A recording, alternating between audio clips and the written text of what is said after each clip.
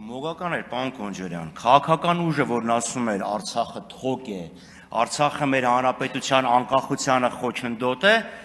հիմա արզում է, որ սենց սրտի ցավով է ասում անտեղ հեղաշրջում տեղի ունեցավ, բա հեղաշրջվածը ինչի չէր բողոքել, որ իրան շրջել են, ոնց որ թե ինքն էլ դեմ չէր շրջվելուն, շրջվողը դեմ չէր շրջվելուն, հենց այդ եմ ուզում ասեմ, մյուսը վարկի հետ կապված, մենք չենք ասում ինչի եք վարկ վերցրել զենք առնելու համար, մենք չենք ասում ինչի եք զենքի վրա շատ փող ծախսում, ասում ենք ավելի քիչ եք ծախսում, քան թե պետք է, բայց վեր կենալ ասել 8 միլիարդ վարկ ենք վերցրել, 8 միլիարդի զենք ենք առել,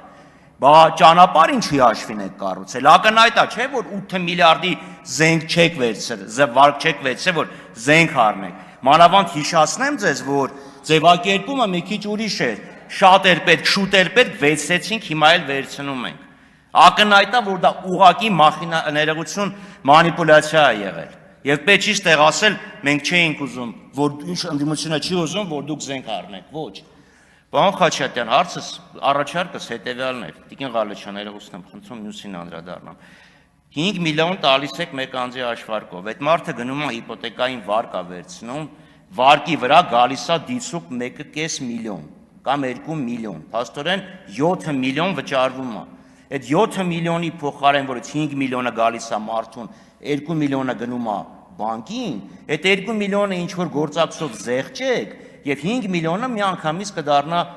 6 միլիոնի ենթադրենք, բայց կնև դրա փոխարեն համ իրան հասանելի գումարն ավելի շատ կլինի,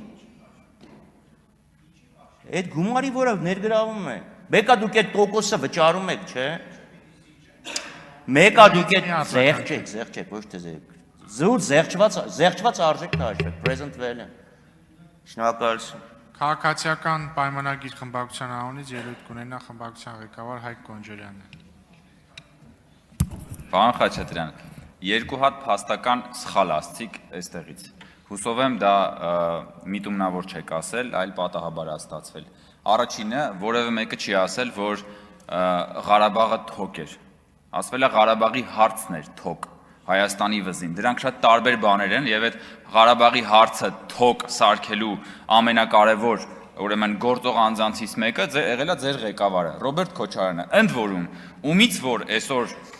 ուրեմն դատախազությունը ապօրինի գույքի բռնագանձման մասին օրենքով պահանջվող հայցագինը մոտավորապես այնքան է, ինչքան որ հիմա պետությունը վարկ է վերցնում Ղարաբաղից տեղահանվածների բնակարանային խնդիրներն ապահովելու համար։ Պետությունը 250 միլիոն վարկ է վերցնում, որ Ղարաբաղից տեղահանվածների բնակարանային հարցերը լուծի։ Ռոբերտ Քոչարյանից ապօրինի գույքով մենակ հաստատված հայցագինը կազմում է 200 միլիոն դոլար։